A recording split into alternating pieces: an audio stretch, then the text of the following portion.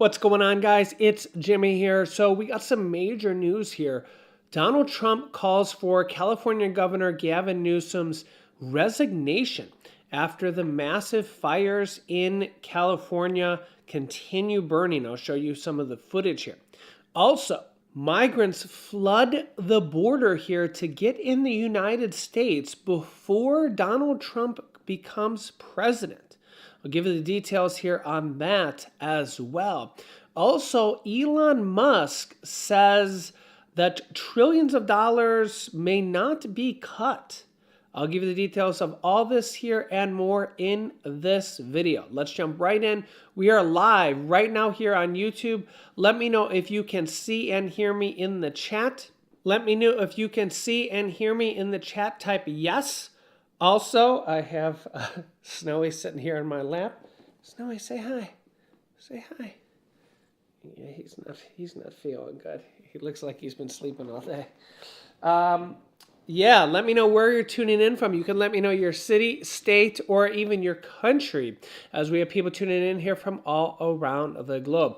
Don't forget to smash that like button, and if you haven't yet, subscribe down below so you don't miss out on future updates. All right, take a look at this here. All right, take a look at this airplane footage saying my sister's friend just flew into Los Angeles Airport, LAX, and this was the view from above. Hashtag Palisades fire. Wow. When I first saw this, I thought this was actually the Hawaii volcano. This stuff is absolutely wild. Wild. Here's another one. McDonald's in Altadena last night. Utter chaos with trees down. No roadblocks. They're busy trying to save people with fire crews. Buildings on fire all over.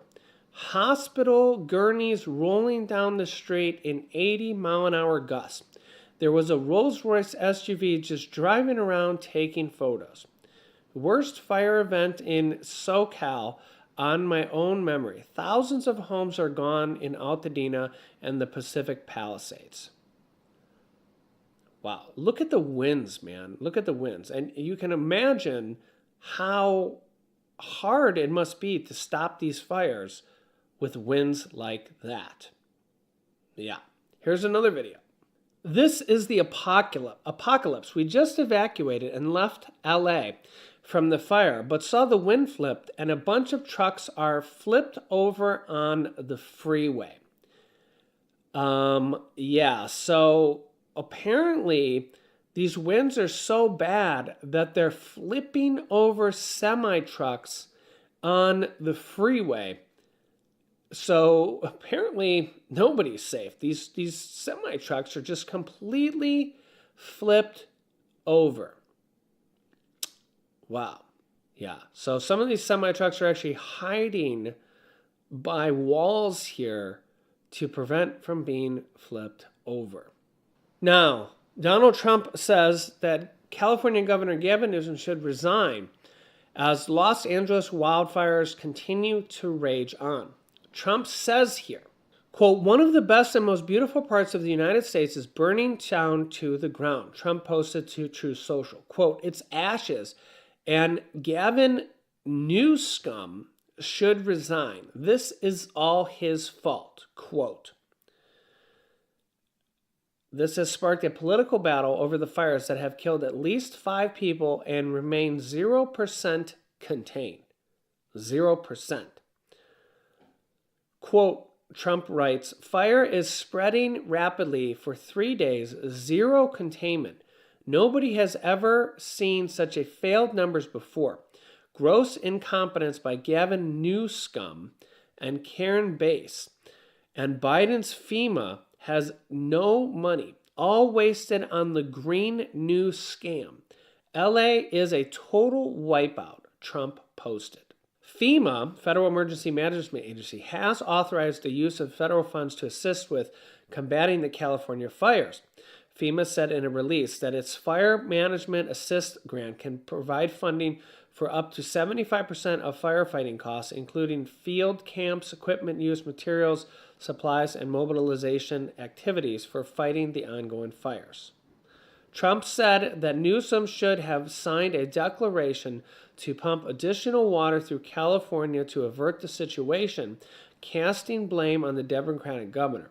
Currently, regulations limit the amount of water that can be pumped from the nearby Sacramento-San Joaquin Delta in order to protect a fish called the smelt. Trump writes, "Now the ultimate price is being paid. I will demand this incompetent governor allow beautiful, clean, fresh water to flow into California. He is to blame for this. On top of it all, no water for fire hydrants, not firefighting planes, a true disaster." This also comes here as the Los Angeles mayor slashed the fire budget last year and prioritized homeless population instead. Yeah, I believe they, for the 2023-2024 fiscal budget, Los Angeles budgeted $837 million for the Los Angeles Fire Department, which was roughly 65% the size of the homeless budget, which was $1.3 billion. So you can see what the priorities are, which isn't working out too well for them right now. Meanwhile, Elon Musk, who's head of the DOGE Department of Government Efficiency for Trump, who said that they were going to cut $2 trillion from the federal government budgets, says that he will not be able to do it here, he announced. Tech billionaire Elon Musk said Wednesday that his budget-cutting efforts on behalf of President-elect Donald Trump will most likely not find $2 trillion in savings, backtracking on a goal he set earlier as co-head of the new advisory budget. Musk told political strategist Mark Penn in an interview broadcast on X that the $2 trillion figure was a best-case outcome, that he thought was only a good shot now at cutting half of that.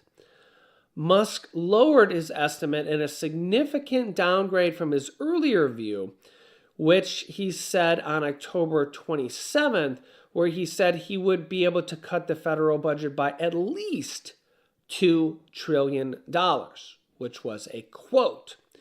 So he went from saying at least $2 trillion to now there was a good shot that it would only be at least half of that. This figure was quickly dismissed as implausible by budget experts who said the entire discretionary budget was only $1.7 trillion. Musk hadn't waved people off the number until Wednesday, as it has been widely cited in reports about DOGE's plans. This is why a lot of people are worried, where are the cuts going to come from?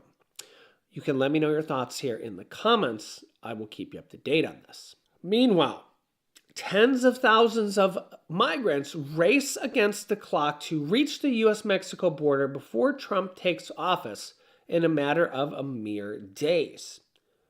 Well, because they're worried when Trump comes into office, they won't be let in. Yeah. As you can see here, a migrant had told News that she had two clear goals in her mind: reach the U.S. to claim asylum and reunite with her children that were already there. But after leaving her hometown in Honduras, she learned that Donald Trump had won the U.S. election, touting a crackdown on immigration. Once she feared she could shrink her chances of reaching the U.S. after nearly a 3-month trip through Central America and Mexico. Speaking from a shelter in southern Mexican state in December, the 39-year-old told CNN she was racing against the clock to reach the U.S. southern Mexico before Trump's January 20th inauguration. Quote, "We've been told that when Trump starts, he won't let us in." She told CNN not to share her last name over fears it would impact her asylum claim in the U.S., she said on a phone call. She's one of several migrants who CNN spoke to who are racing to reach the U.S.-Mexico border before Trump returns to the White House. Her concerns, she says, stem from Trump's rhetoric around mass deportations and closing the border altogether.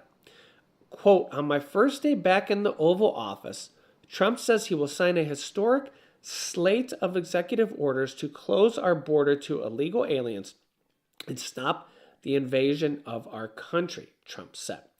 On that same day, quote, we will begin the largest deportation operation in American history, Trump said amid cheers to the crowd. Also, outgoing ICE director says that Biden should have tightened border security a lot sooner than he did. Here is what the border director said. Outgoing head of Immigration and Customs Enforcement Agency, known as ICE, said in an interview on Wednesday that President Biden should have tightened border security sooner. Quote, do you think Biden should have taken that action sooner? In an interview, asked ICE Director Patrick Leitner in an interview that aired on Morning Joe, referring to executive action the president moved forward with in June to turn away some migrants seeking asylum who crossed the southern border illegally. Yes, absolutely yes, he should have. The administration should have taken that action earlier, and I think the career people in the Department of Homeland Security would have liked that. But was that even enough? You can let me know your thoughts in the comments. The June executive order from Biden takes effect if the average daily border crossings between ports of entry go higher than 2,500. The order came at a time when the president was facing deep criticism over his handling of the southern border. So let me know your thoughts here in the comments. I will keep you up to date here with everything happening on a daily basis. 2025 off to just as crazy of a start, doesn't it seem like? Yeah, so don't forget to smash that like button. Subscribe down below if you haven't yet so you don't miss out on updates. Click here to see Trump's new big announcement, or click here to see what the Fed just said, which is going to impact millions of Americans. Thanks for watching, and I'll see you in the next video.